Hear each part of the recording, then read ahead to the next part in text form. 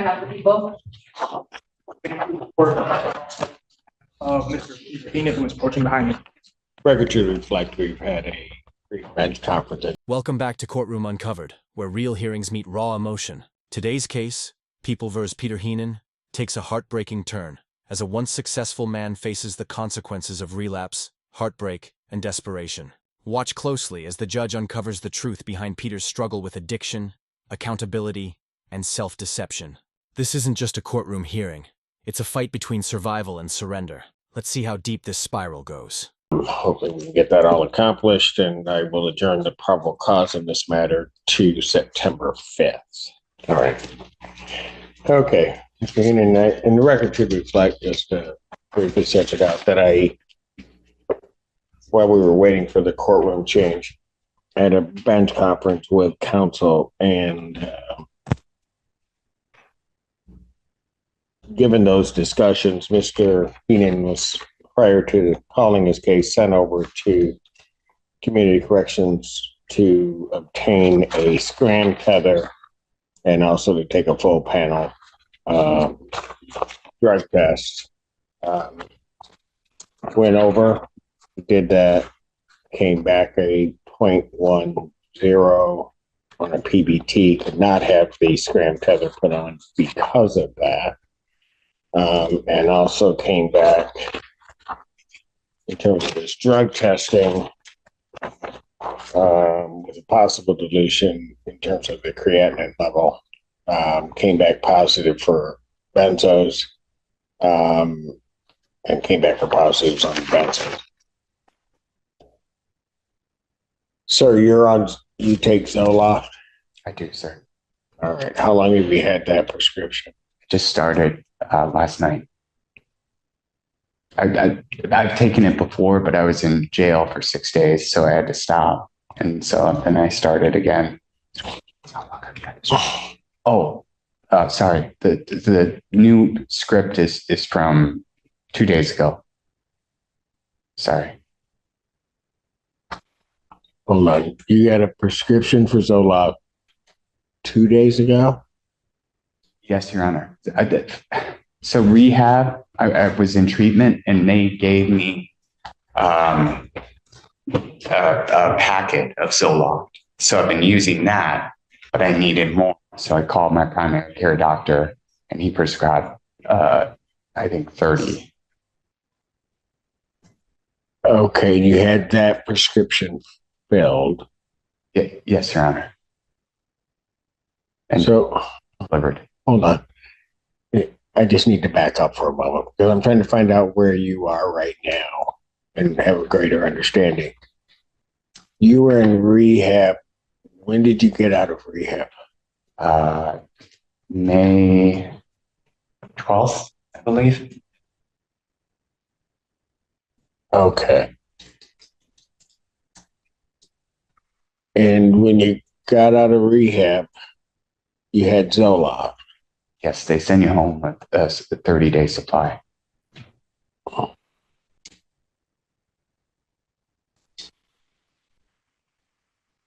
And so at some point, then you ran out. No, I still have some, but I needed to call my doctor anyway and tell him about this. And so I asked for a refill.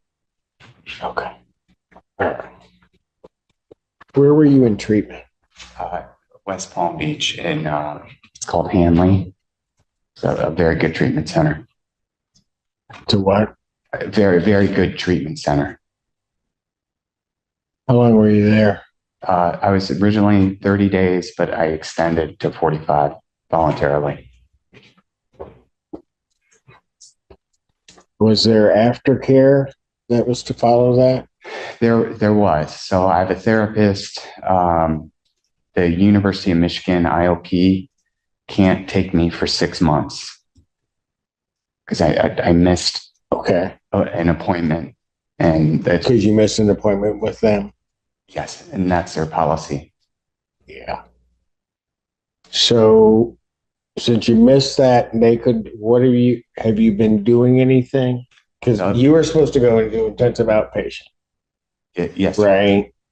So at the point that you're supposed to go into intensive outpatient, you find out that you can't get in at U of M. What do you do? So I have SoberLink, and my kids have a GAL. So I'm required to do multiple AA meetings a day. Okay, but I get that. But in terms of an IOP, I mean, oh, sorry. But just go ahead if you want to try.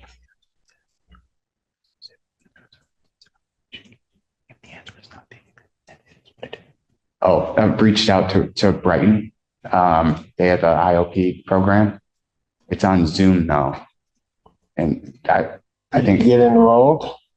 I can. Well, no. Here's what I'm trying to figure out. All right.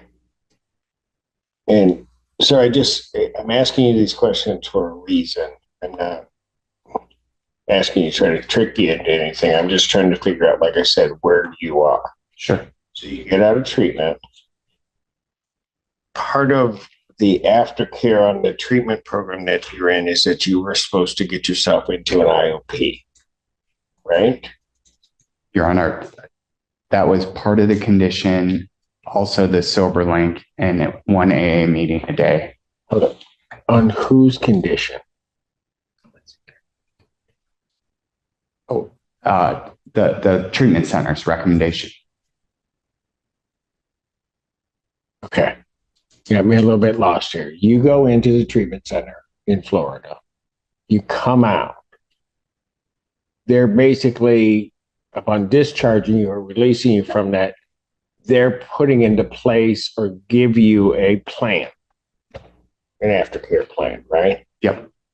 Part of that aftercare plan was you were to get yourself into intensive outpatient treatment, Yes, sir. right? Their recommendation was something here local at University of Michigan, right? Yes, sir. You were supposed to call them, but missed that somehow and or another. And then, as per their policy, you can't get in for a while. 6 months. Right. After all that happens, what do you do instead of, I don't want to put it that way. What do you then do? Nothing? You didn't get yourself into any type of treatment program. Is that right? I found a therapist, and no, I did not find an IOP. Okay. Let me just ask you, and I won't hold you to it only because I know you've been drinking, but why didn't you do that? Honest answer. Sometimes I feel like AA is more effective because I've done an IOP program before, and it's on Zoom. And sometimes I feel like AA and SoberLink is more helpful, especially in person AA. Okay.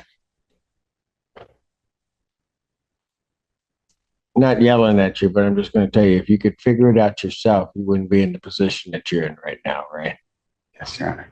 If it went just on your feelings of what you thought was best, we wouldn't be here dealing with this part of this, would we? Yes, Your Honor. So that's why you have other people kind of guide you as to what you really need to do.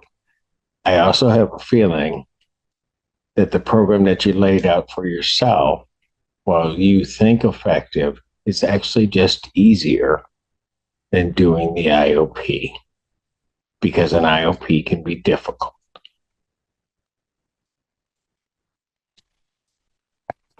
I desperately wanted that Michigan ILP 9 to 1, Monday, Wednesday, Thursday. And I just screwed it up. Right. But then you also then didn't put anything in place once you had messed up. Right. And in fact, if you're going to be honest about it, the stuff that you put in place was just easier stuff so that you could say you're doing something. That's fair, Your Honor. Yeah, I know. I've seen it for a while. And that's why you weren't going to go into the IOP. it was the easier path. Yeah. All right. Mr. Heenan, let me ask you this. You blew a 1-0. When did you stop drinking? When's the last time you had a drink? So about 4, I woke up and my hands were shaking. So I drank some high noon. And then at How 7, much high noon did you have? just enough till my hands stopped shaking. Okay, what's that? Tell me what that means. Like for me, it's like 4 to 6. And then at 7 this morning, when the liquor stores open, I had a DoorDash delivery of more high noon. And I drank again until my hands stopped shaking.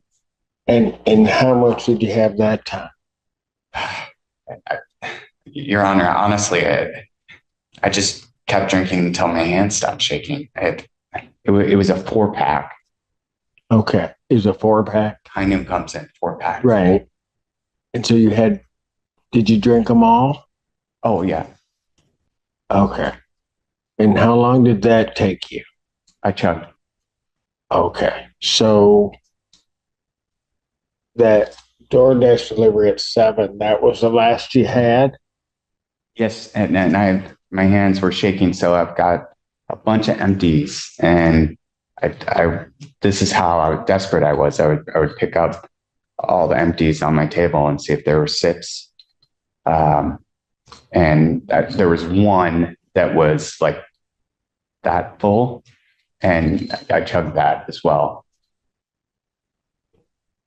It wasn't. What? Hold on. Sorry. What time did you do that? It was between 7 and 8 because I knew I had this coming. Okay. I didn't want to come in under the influence.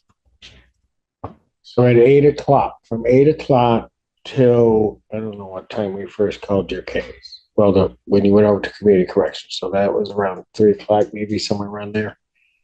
Between 8 and 3, did you have anything to drink? No, Your Honor. It was 2:30 at community corrections. Okay, at 2:30. But so from when you chugged that half to 2:30, you didn't have anything to drink. No, Your Honor. Last night I drank quite a bit though. I lost my boys in a dispute, and I've been on a bender. Okay. So, Mr. Heenan, I'm just trying to, like I said, I'm trying to figure out where you are and trying to, when you say you've been on a bender, what were you drinking the night before and how much? White Claw. I drank, probably 15. Okay. And that would have been last night sometime. When you say that you stopped about 4, you said, or something like that? I woke up at 4. You woke up at 4. So yesterday you were drinking White Claw. You had about 15 Yes, Your Honor. for over just that day, that evening? All day, yeah. Okay. And at some point, you stopped drinking. Either you passed out or you just stopped. Yeah. No, I You felt probably passed out. passed out, Your Honor. Yeah. And then you woke up at 4. Yep. And then you needed something else. Yeah, my hands were Right. I get why. But you needed something else, and that's when you got the other stuff. Or you already had that. I already had it. Okay. I White Claw and High Noon. I usually when I'm sober, I'm a fit person. I run marathons and stuff. So High Noon and White Claw are the lowest calorie drinks. Okay. And so then you switched to the High Noon, and you did that, right? Chugged them. You're Heenan? Do you think you're in trouble? I mean, just not with the court. I'm not talking about with the court. This is one of the hardest scenes to watch. Peter's hands are shaking, his voice breaking, and yet, he's brutally honest about his drinking. Legally, his admission of consuming alcohol while on bond is a direct violation, but emotionally, it's a cry for help. The judge's reaction isn't anger, it's concern. When he says, "If I let you out tonight, you won't make it through the night," that's not a sentence. That's a lifeline. Think about it. This is justice with empathy, a system trying to save a man from himself. Do you think judges should take this kind of emotional approach? Or should the law stay cold and impartial? Let us know below. But just with you and your sobriety. I do. I have 16 years of sobriety. So I know I can do it. I'm just having a hard time right now with this divorce and losing the kids. And just life is hard right now. You know, I had to resign my job I loved. It's just been rough. Okay, so right now you're also not working. I had to resign to go to treatment. All right. So here's what I'm just going to let you know that you're going to be staying at the Washington County Jail, temporarily revoke your bond. Okay. And I'm not doing that necessarily as a punishment, but I have no way to release you and keep the community nor you safe. Okay. And I'll just ask you this.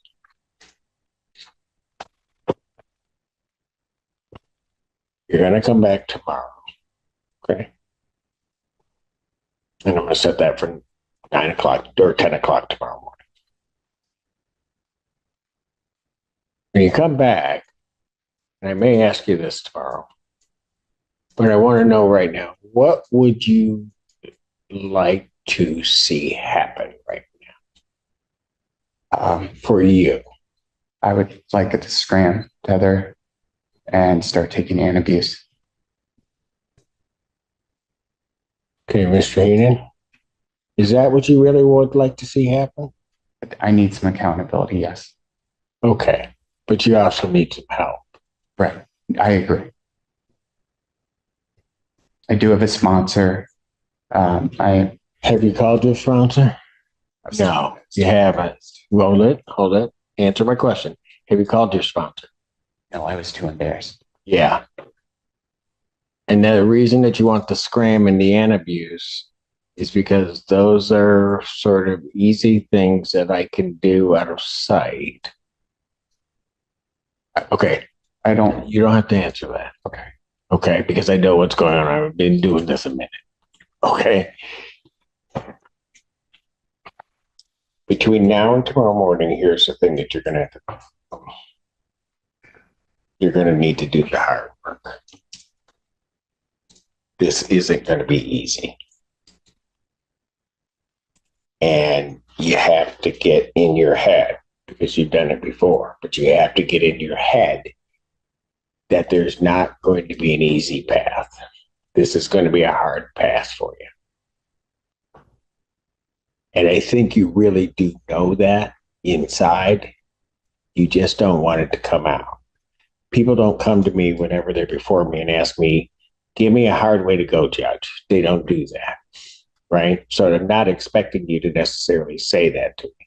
I'm just telling you, this isn't going to be this easy path, this shortcut. And you got to wrap your head around that, right? You just have to understand that. So we're going to try to get something in place for you, because let me put it this way. If I let you out right now, you don't make it through the night without drinking. And you know that. Not with the scram. I could put that scram on you. You're going to drink. I spent. No, you're going to drink. Okay. That scram is not a magic bullet. It's not going to stop you. The only thing that scram is going to do, quite frankly, where you are, the only thing the scram's going to do is just tell on you. It's not going to stop you from drinking. Realize that you pounded down 15 White Claws, and then you did 4, then that wasn't enough, and you had to call somebody to bring you more alcohol. Do you think a thing around your ankle is going to stop you after that? No, it's not.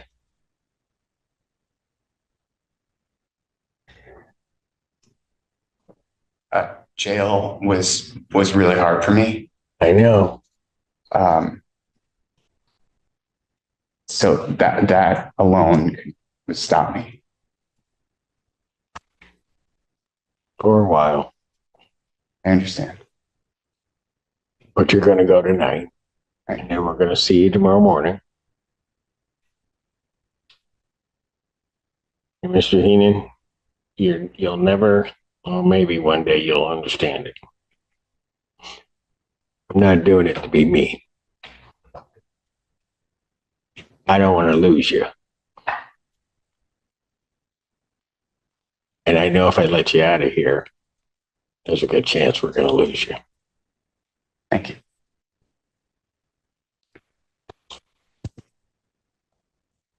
Probable cause conference will be adjourning. I'll just also call it a bond hearing.